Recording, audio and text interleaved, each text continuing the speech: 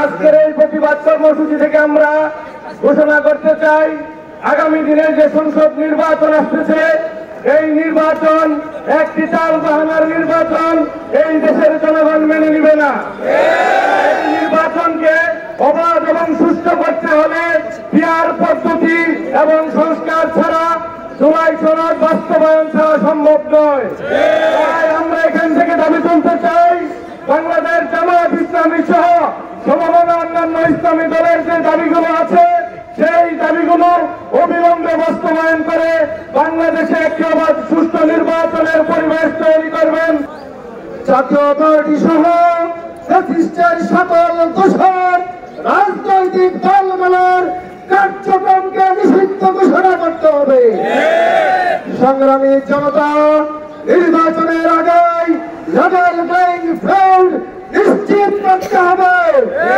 অন্ততঃ বাংলাদেশের মানুষ বৈষম্যহীন নির্বাচন দাবি আদায় না করে নির্বাচন বাংলাদেশে হতে দেওয়া হবে না।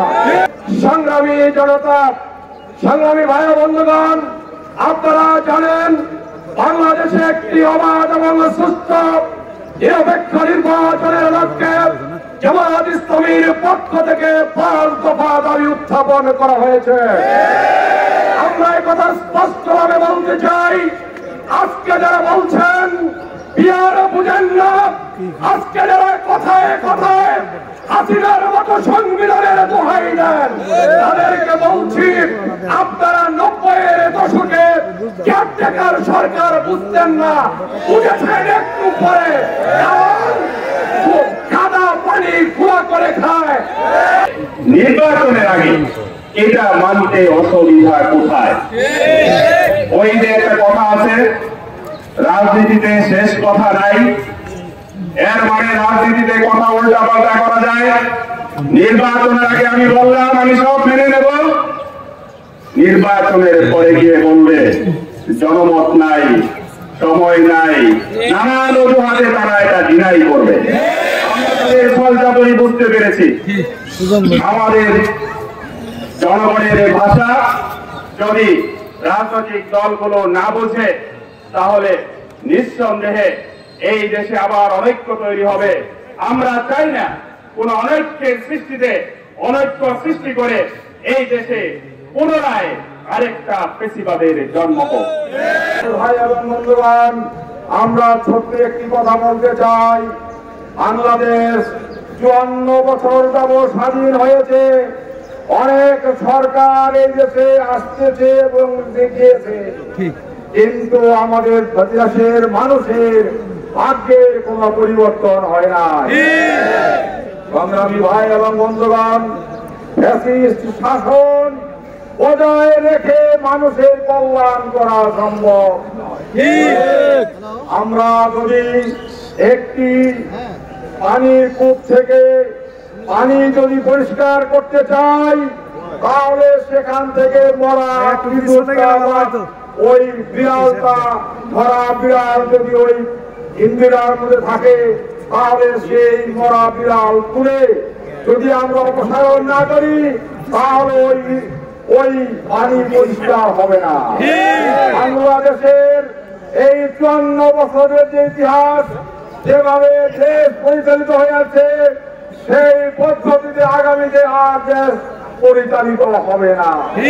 বিগত 16 বছর বাংলাদেশ যারা শোষণ করেছে, বাংলাদেশে তাদের পরিচয়, এদের নাম কি বলা হয়? বাংলাদেশে নূতন করে ফ্যাসিস্ট তৈরি হোক, আপনারা কি চান? অতএব এই ফ্যাসিস্ট যাতে তৈরি হতে না পারে, সেজন্যই এর মাধ্যমে নির্বাচন হতে হবে। পিয়ারের বিরোধিতা তারাই করে যারা দিনের ভোট রাতে করতে চায়। পিয়ারের বিরোধিতা তারাই করে যারা 10টি হুন্ডা 20টা গুন্ডা দিয়ে নির্বাচন বন্ধ করতে পারে। পিয়ারের নির্বাচন এর বিরোধিতা তারাই করে যারা নির্বিঘ্নে সাধারণ মানুষকে জিম্মি করে চাঁদাবাজি করে। অতএব আমরা এই নূতন কোন ফ্যাসিস্ট বাংলাদেশে আর জন্ম দিতে পারি না। আজকের এই জনতা ঐক্যবদ্ধ হচ্ছে আগামী নির্বাচনে। আজকের এই ১৬ বছর যারা শোষণ করেছে, দেশের টাকা লক্ষ লক্ষ কোটি টাকা বিদেশে পাচার করেছে, তাদেরকে আপনারা বিচার ছাড়াই ছেড়ে দিবেন? তাদের বিচার নিশ্চিত করতে হবে। দেশে, দুনিয়ার বিভিন্ন দেশে আজকে যুবক এবং তরুণরা ফ্যাসিবাদের বিরুদ্ধে, শৈল শাসনের বিরুদ্ধে, বৈষম্যের বিরুদ্ধে আজকে আন্দোলন করছে। এটি বাংলাদেশের মানুষের ইতিহাসের সবচেয়ে বড় অর্জনগুলোর মধ্যে একটি অর্জন। আমরা স্বাধীনতা 1971 সালে স্বাধীনতা অর্জন করেছি, 90-তে আমরা শৈল শাসককে বিদায় করেছি, আর এই বিগত অর্ধ শতাব্দীর সবচেয়ে ভয়াবহ স্বৈরাচার শেখ হাসিনাকে আমরা বিদায় করতে পেরেছি। আমাদের এই প্রিয় বাংলাদেশ দীর্ঘ ১.৫ যুগ শৈল শাসন আর ফ্যাসিবাদের কবলে দেশের অর্থনীতি, দেশের রাজনীতি, শিক্ষা ব্যবস্থা, উলামায়ে কেরাম, বাংলাদেশের সব ধরনের ব্যবস্থাপনাকে তারা ধ্বংস করেছে। বাংলাদেশ থেকে গত ১.৫ যুগে $234 বিলিয়ন বাংলাদেশি টাকা, যেটা 28 লক্ষ কোটি টাকা দাঁড়ায়। এই পরিমাণ টাকা বাংলাদেশের মানুষের মাথার ঘাম পায়ে ফেলে আমাদের প্রবাসীরা কষ্টার্জিত যে বৈদেশিক সম্পদ আমাদেরকে দেন, সেই সম্পদগুলো তারা লুট করেছেন। বাংলাদেশের ব্যাংক, বাংলাদেশের অর্থনীতিকে তারা ধ্বংস করেছেন। গত ১.৫ যুগে বাংলাদেশের কমপক্ষে ১,০০০ মানুষকে তারা বোমার ক্রসফায়ারে তারা ফেলেছে। বাংলাদেশের ইতিহাসে শুধু নয়, পৃথিবীর ইতিহাসে আয়নাগর নামক এই কুখ্যাত নির্যাতন সেল তারা স্থাপন করে শত শত মানুষকে সেই আয়নাগরে তারা রেখেছেন, যেখানে বৎসরের পর বৎসর মানুষকে অন্যায়ভাবে নির্মম আর নিষ্ঠুরতার সাথে সে আয়নাগরে রাখা হয়েছে। হত্যা, সন্ত্রাস, নির্যাতন, গুম, ক্রসফায়ারের কি ভয়াবহ তাণ্ডব গত ১.৫ যুগ বাংলাদেশের মানুষ দেখেছে। বাংলাদেশের মানুষ এই অত্যাচারের বিরুদ্ধে সংগ্রাম করেছে। এই অত্যাচার নির্যাতনের বিরুদ্ধে বাংলাদেশের মানুষের ধারাবাহিক কর্মসূচি ছিল। সেই কর্মসূচির অংশ হিসাবে গত বছর ৩৬শে জুলাই, আপনারা জানেন, ১ জুলাই থেকে আরম্ভ করে ৫ আগস্ট পর্যন্ত বাংলাদেশের মানুষ অসম সাহসী ভূমিকা পালন করেছে। এই দেশের মানুষের ধারণা ছিল যে শেখ হাসিনাকে সরানো সম্ভব নয়, কারণ শেখ হাসিনা আর আওয়ামী লীগ বাংলাদেশের প্রতিটি রন্ধনে রন্ধনে তাদের শক্ত অবস্থান তৈরি করেছিল। এমন কোন জায়গা নাই যেখানে আওয়ামী লীগ আর ফ্যাসিবাদের দূষণরা দখল করে নাই। মনে হয়েছিল যে কিয়ামত পর্যন্ত সম্ভবত আওয়ামী লীগকে সরানো সম্ভব হবে না, কিন্তু আমাদের তরুণ আর যুবকরা প্রমাণ করেছে যে শৈল শাসক যতই শক্তিশালী হোক, ফ্যাসিবাদ যত শক্তিশালী হোক না কেন, জনগণের আন্দোলনের মুখে তারা টিকে থাকতে পারে না। নির্বাচন হবে ফেব্রুয়ারিতে, দাবি আদায় হবে ইনশাআল্লাহ। এর আগে দাবি জুলাই ১৬ আইনি তার ডেকোরাম দেওয়া, এর ভিত্তিতে আগামী নির্বাচন হবে ইনশাআল্লাহ। এই আন্দোলনের জন্য আপনারা প্রস্তুতি নেন। পরবর্তীকালীন সরকার অক্ষমতে যারা আছেন, বিশেষ করে যারা কাজ করছেন, গিয়ে আমরা সবাইকে আহ্বান জানাচ্ছি, আসুন দেশের জাতির কল্যাণে, মানবতার কল্যাণে একটি সুন্দর নতুন বাংলাদেশ করার জন্য শহীদদের প্রতি আমাদের যে অঙ্গীকার, আহত আর বন্ধু ভাইদের আমাদের প্রতি যে সহমর্মিতা, আমরা সেটাকে সাথে নিয়ে একটি বাংলাদেশ করবো ইনশাআল্লাহ। এবং সেটি হবে একটি বৈষম্যহীন, সন্ত্রাস মুক্ত, ফ্যাসিবাদ মুক্ত বাংলাদেশ ইনশাআল্লাহ। বাংলাদেশ জামাত ইসলামী অন্য সমস্ত দায়িত্বশীল রাজনৈতিক দলের সাথে কাঁধে কাঁধ মিলিয়ে আন্দোলন করছে। আমাদের এই আন্দোলন, এই সংগ্রাম পথ থাকবে দাবি না আদায় পর্যন্ত ইনশাআল্লাহ। আমি সবাইকে আগামী দিনের সেই আন্দোলন সংগ্রামে দায়িত্বশীল ভূমিকা পালনের মতো আহ্বান জানিয়ে সবাইকে সংগ্রামী শুভেচ্ছা জানিয়ে আমার বক্তব্য শেষ করছি। প্রিয় ময়মনসিংহবাসী, আপনারা ইতিমধ্যে লক্ষ্য করেছেন জামাত ইসলামী আন্দোলনের কর্মসূচি দিয়েছে। আজকের এই কর্মসূচির আলোকে বিভাগীয় শহরে আমাদের এই বিক্ষোভ সমাবেশ এবং আমাদের আজকের এই প্রোগ্রামে উপস্থিত আমাদের সম্মানিত প্রধান অতিথি, যিনি ইতিমধ্যেই আমাদের দাবিগুলোর পক্ষে কথা বলেছেন। আমরা আশা করব যে প্রস্তাব দেওয়া হয়েছে আমাদের পক্ষ থেকে, সেই প্রস্তাব আমাদের ইতিমধ্যেই এই সরকার অবহিত হয়েছেন এবং এই দাবি বাস্তবায়নের জন্য আমরা আমাদের এই প্রোগ্রাম থেকে দাবি জানাচ্ছি।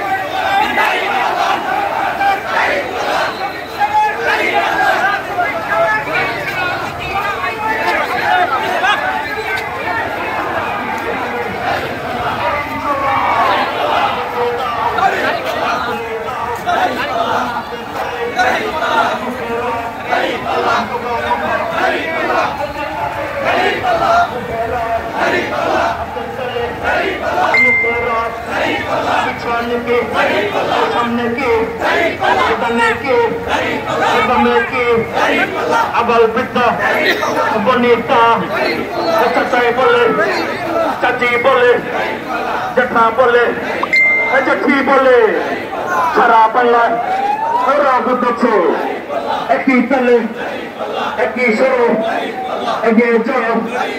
সারা বাংলায় বলো একে বুঝছে আবাল বৃদ্ধ বনিতা গ্রামগঞ্জ শহরে ইনশাআল্লাহ আসলে মজুর বিজয় হবে ইনশাআল্লাহ ইনশাআল্লাহ। দাঁড়িপাল্লা দাঁড়িপাল্লা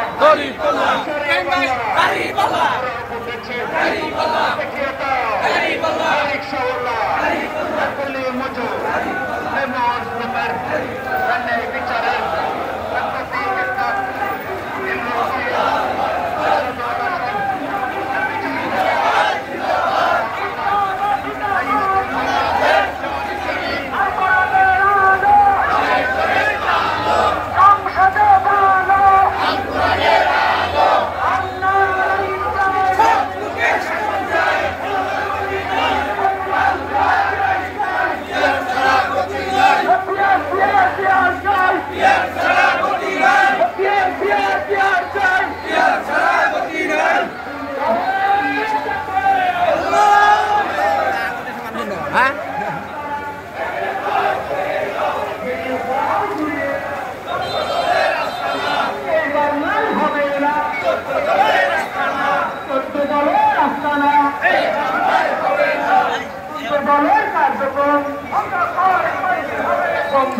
করতে হবে।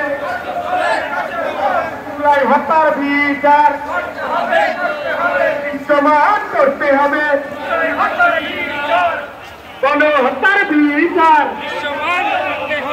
বাংলাদেশ জামাত ইসলামী তালিতে তালিতে তালিতে তালিতে তালিতে তালিতে দাঁড়িপাল্লা দাঁড়িপাল্লা এমরুল ভাইয়ের আমিরা জামাতে তারা দেশে সব উঠেছে করতে বলো হচ্ছে না তো তালি দিয়া বাজার হয়ে চান বাজা মার খায় না শিক্ষাওয়ালা টাকাওয়ালা ব্যবসায়ী দোকানদারে করতে বলো হচ্ছে না তো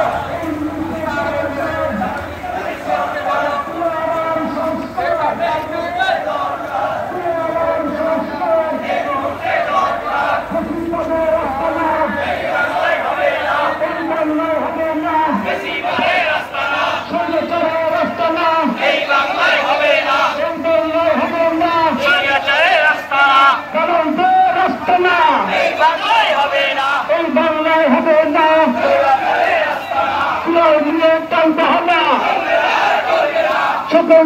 দেখা শেষ, জামাত ইসলামীর বাংলাদেশ, সকল দল দেখা শেষ, জাতীয় নবী দেখা শেষ, জামাত ইসলামীর বাংলাদেশ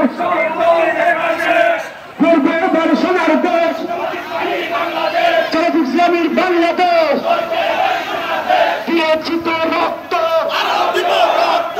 রক্তের বন্যা এসে যাবে অন্যায়, আবু সাইদ মুক্ত, শেষ হয়নি যুদ্ধ, নামে চুলাই সনদ দিতে হবে ফিরত, কবির নামে চুলাই সনদ তুলে দিয়ে টানতে হবে, চলবে না চলবে না।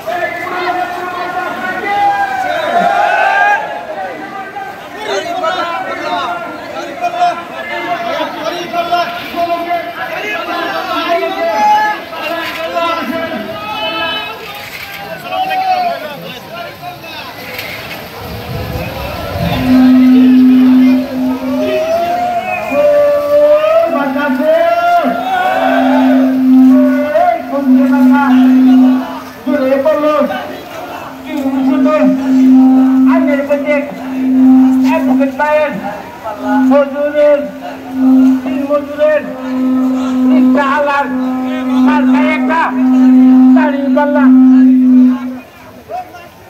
নারে তাকবীর নারে তাকবীর জামাত ইসলামী বাংলাদেশ জিন্দাবাদ জিন্দাবাদ ইসলামী বাংলাদেশ জামাত ইসলামী प्यार प्यार प्यार साई प्यार प्यार प्यार साई प्यार खरा कुछ नहीं खुदाया जिंदगी जीते हमें जी जाओ खुदाया सलाम मत कमाल करते हमें